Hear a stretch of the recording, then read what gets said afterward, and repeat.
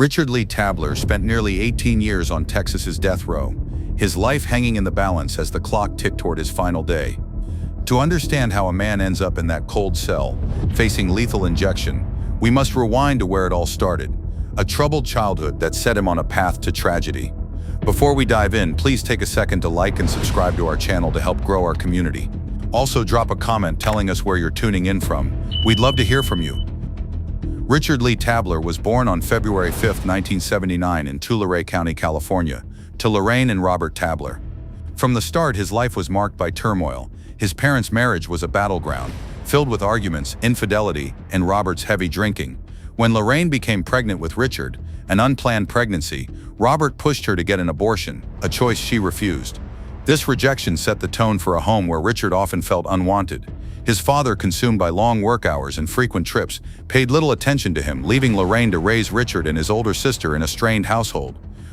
Growing up in Central California, Richard's early years were far from stable. The family's financial struggles added pressure, and the constant tension between his parents left deep scars. As a young boy, he craved attention but found little warmth at home. School wasn't much better. Richard struggled to fit in, and by his teenage years, signs of trouble emerged. He started getting into fights, his frustration spilling over into aggression. Small acts of rebellion, like skipping classes or petty theft, hinted at a growing defiance. By age 15, he was already dabbling in minor crimes, stealing to get by or to feel some sense of control in a world that seemed stacked against him. Before his 20s, Richard's life took a darker turn. He got caught up in more serious crimes, landing him in the California Department of Corrections at a young age. Records show he served a 3-year sentence for second-degree burglary, assaulting a public officer, and even an escape attempt. These early brushes with the law weren't just isolated incidents, they were stepping stones, each one pulling him deeper into a life of recklessness. The anger that simmered in his childhood was now boiling over, and the choices he made in those formative years were building a man capable of unthinkable violence. But what pushed Richard from these troubled beginnings to a killing spree that shocked a Texas town? The answer lies in the choices and chance encounters that would soon spiral out of control, leading him to a fateful night in 2004. The lives of Mohammed Amin Ramouni, Haitham Frank Zaid, Tiffany Lorraine Dotson, and Amanda Benefield were cut short in a brutal spree in Killeen, Texas in November 2004. Their paths crossed with Richard Lee Tabler through a mix of workplace ties and calculated betrayal, leading to a tragedy that left their families shattered. Here are their stories, told with the respect they deserve. Mohammed Amin Ramouni, 28, was a man chasing the American dream. As the co-owner and manager of Teasers, a strip club in Killeen, he was a hard-working entrepreneur trying to make his mark. Originally from a foreign background, court records note his foreign nationality. Mohammed had built a life in Central Texas, managing a business in a tough industry. He was known for his no-nonsense approach, running the club with a firm hand. Those who knew him described him as driven, someone who poured his energy into keeping Teasers afloat in a competitive scene near Fort Hood, now Fort Cavazos. Mohammed likely dealt with all kinds of people, from rowdy soldiers to local staff, and he wasn't afraid to make tough calls, like banning troublemakers. That decisiveness put him at odds with Richard Tabler, a former employee he fired after a heated conflict. Haitham Frank Zaid, 25, was Mohammed's friend, a young man caught in the wrong place at the wrong time. Little is documented about Haytham's personal life, but he was close enough to Mohammed to join him for that late-night meeting on November 26, 2004. He may have been a local in Killeen, possibly connected to the same social or business circles as Mohammed. His presence that night suggests a willingness to support a friend, a trait that defined him but cost him his life. Haytham's connection to Tabler was indirect. He was simply with Mohammed when Tabler and his accomplice, Timothy Doan Payne, ambushed them. Haytham's dreams, whatever they were stolen in a hail of bullets. His life ended before he could see them through. Tiffany Lorraine Dotson, 18, was a young woman trying to find her way in a challenging world. A dancer at Teasers, Tiffany was described by those close to her as vibrant and full of potential. She grew up in Killeen, and at 18 she was navigating the transition from teenager to adult. Working at the club was likely a way to earn money in a town where opportunities could be scarce, especially for someone so young. Tiffany's godfather, Tom Newton, later spoke of her with love, saying her death left a void that justice could only partly fill. Tabler claimed in his 2021 book, Within the Shadows of Life, that he had been seeing Tiffany romantically, though there's no independent confirmation of this. What is clear is that Tiffany's job at Teasers put her in Tabler's orbit. Amanda Benefield, 16, was the youngest victim, a runaway from Louisiana chasing freedom but finding danger instead. As a dancer at Tasers, Amanda was far from home, living a life that belied her age. Court records describe her as vulnerable, a teenager who had left behind her family to escape unknown struggles. Despite her circumstances, Amanda was likely full of hope, trying to carve out a future in a new place. Her youth made her stand out at the club, where she worked alongside Tiffany. Like Tiffany, Amanda's connection to Tabler came through her job at Tasers. After she was brutally killed, her identity wasn't even confirmed until December 4, 2004, a heartbreaking delay that underscored how alone she was in her final days. On November 26, 2004, in Killeen, Texas, a chilling chain of events unfolded that would claim 4 lives over a single weekend. Richard Lee Tabler, driven by a mix of revenge and paranoia, orchestrated 2 separate double murders, each meticulously planned but executed with ruthless precision. The first crime took place in a deserted parking lot near Fort Hood, now Fort Cavazos, a military town bustling with activity but quiet in its remote corners during the Thanksgiving holiday. Tabler, fueled by a grudge against Muhammad Amin Ramouni, the manager of Tasers strip club who had fired him after a heated dispute, set his plan in motion. According to court records, Tabler believed Ramouni had threatened to wipe out his family for $10, a claim that, whether true or exaggerated, ignited his desire for retribution. On Thanksgiving night, Tabler contacted Ramouni, offering to sell him stolen stereo equipment for $1,500. It was a lure, not a deal. Ramouni, likely seeing a chance to make a quick profit, agreed to meet Tabler in a parking lot of a local business around 2 a.m. Haitham Frank Zaid, Ramouni's friend, drove him to the location, unaware of the danger awaiting them. Tabler didn't act alone. He enlisted Timothy Doane Payne, an 18-year-old Fort Hood soldier he had befriended while dealing drugs in the area.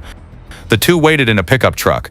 As Ramouni and Zaid arrived, Tabler opened fire with a .45 Ruger pistol. He shot Zaid once in the head, killing him instantly. Ramouni, struck twice in the neck, was still alive when Tabler dragged him out of the car.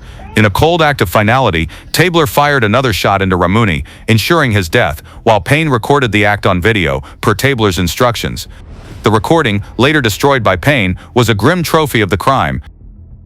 After the shootings, Tabler searched the victim's car, stealing a wallet and a black bag, while Payne kept the tape, briefly showing it to a friend before disposing of it. Tabler even bragged to a roommate about the killings, his arrogance unchecked. 2 days later, on November 28, 2004, Tabler's fear of being caught drove him to kill again. Convinced that Tiffany Lorraine Dotson and Amanda Benefield, dancers at Tasers, might link him to the murders of Ramouni and Zaid, he targeted them next. Tabler lured the young women to a lake near Killeen, promising them cocaine for a trip to an Austin strip club. It was another trap. At the lake, away from prying eyes, Tabler used the same .45 Ruger to shoot both Tiffany and Amanda multiple times. Their bodies were left at the scene, a stark testament to Tabler's desperation to cover his tracks. Ballistics tests later confirmed the same gun was used in both sets of killings, tying the crimes together. The investigation into the Killeen murders moved swiftly, driven by a combination of Tabler's own recklessness and diligent police work.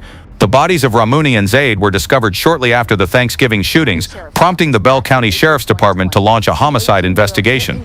Tabler quickly became a person of interest, not only because of his known conflict with Ramouni, but also due to his recent activities as a confidential informant for the Killeen Police Department. Earlier that month, Tabler had signed a contract to work off a felony theft charge involving fraudulent checks for stereo equipment. This role put him in contact with Officer Robert Clemens, who was unaware of the extent of Tabler's criminal intentions. On November 28, the same day Tabler killed Tiffany and Amanda, an employee of the U.S. Army Corps of Engineers found their bodies at the lake. Tabler's boldness added to his downfall. Before his arrest, he called the Bell County Sheriff's Office to taunt deputies about the murders, threatening to kill more Tasers employees and even law enforcement if the club wasn't shut down. These calls, far from intimidating, gave investigators a clear lead. On November 28, police used Tabler's informant status to lure him to the station under the pretense of setting up a drug sting. Once there, they arrested him on the existing felony theft charge, as they were still building a murder case. In custody, Tabler's behavior was erratic. He initially offered information about the killings, claiming his friend Timothy Payne, had committed the murders and shared details with him. But over several hours past midnight on November 29, Tabler wrote 3 separate confessions, admitting to shooting all 4 victims. He detailed the Thanksgiving ambush and the lake shootings, even confessing that he targeted Tiffany and Amanda to silence them. Payne, named as an accomplice, was arrested soon after, and his statement corroborated Tabler's account, including the videotaping of Ramuni's final moments. Key evidence sealed Tabler's fate. Ballistics linked the alert to all 4 murders, and Tabler's confessions, both written and videotaped, were damning. His roommate's testimony about Tabler's bragging further tightened the noose. On November 30, 2004, Tabler and Payne were charged with 2 counts of capital murder for the deaths of Ramuni and Zaid. On December 10, Tabler alone faced additional capital murder charges for Tiffany and Amanda's deaths. Despite later retracting his confessions and pleading not guilty on February 26, 2005, the evidence was overwhelming. The trial in 2007 focused on the first 2 killings, with prosecutors presenting Tabler's confessions to the women's murders during the penalty phase to show his danger to society. After 3 hours of deliberation, the jury sentenced Tabler to death for the murders of Ramuni and Zaid, while Payne received a life sentence. But what drove Tabler to confess so freely, only to later deny it all? And how did his time on death row shape the man who faced execution nearly 2 decades later? Richard Lee Tabler spent nearly 18 years on Texas's death row, confined at the Allen B. Polunsky Unit in Livingston, Texas, a facility known for housing the state's male death row inmates. The prison environment was stark and isolating. Death row cells at Polunsky are small, roughly 8 by 12 feet, with a narrow bed, a stainless steel toilet sink combo, and a small window offering little view of the outside world. Inmates are kept in solitary confinement for up to 23 hours a day, with limited access to recreation or interaction. The air is heavy with the weight of impending fates, and the distant sounds of clanging doors and muffled voices are a constant reminder of the prison's control. Tabler's behavior in prison was a mix of defiance and transformation. Early on, he was far from a model inmate.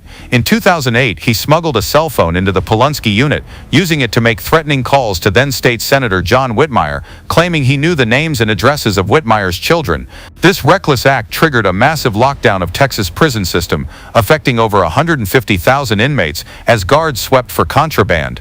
Tabler's mother was later arrested for allegedly providing the phone, showing his ability to pull others into his schemes even from behind bars. His prison record also notes at least 2 suicide attempts, one in October 2008 that led to a temporary transfer to the Jester 4 unit, a psychiatric facility, reflecting a turbulent mental state. These incidents painted a picture of a man still wrestling with the anger that fueled his crimes. Yet, over time, Tabler showed signs of change. According to his family and attorneys, he found faith, embracing Christianity, and leading a prison ministry for other death row inmates. He wrote 2 books, including Within the Shadows of Life, where he expressed deep regret for the pain he caused, writing, "I was unable to get over the hatred for myself, for the pain I caused so many and my loved ones." He also took up drawing landscapes, and in a tender act, raised a baby skink he found in his cell, naming it Little Blue. He trained the lizard to crawl on him and sit on his head, a story his mother shared with amazement, noting even the guards were surprised by his gentleness. This act of care stood in stark contrast to the man who committed 4 murders in 2004, suggesting a shift toward remorse and redemption. His wife, whom he met through a prison pen pal program, described him as having a heart bigger than anyone she'd met, insisting he was no longer the monster of his past. Tabler's legal journey was complex.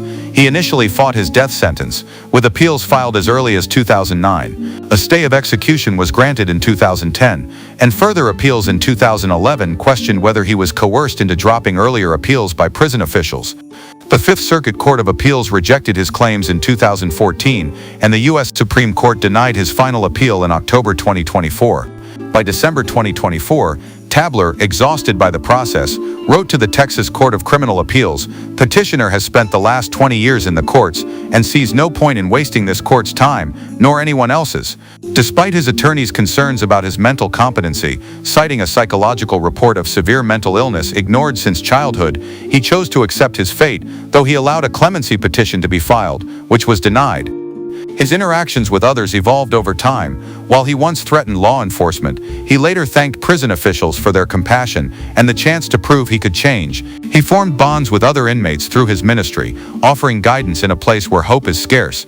His family, mother, sister, and wife remained steadfast, visiting him and insisting he had become a positive friend, family member, and fellow inmate.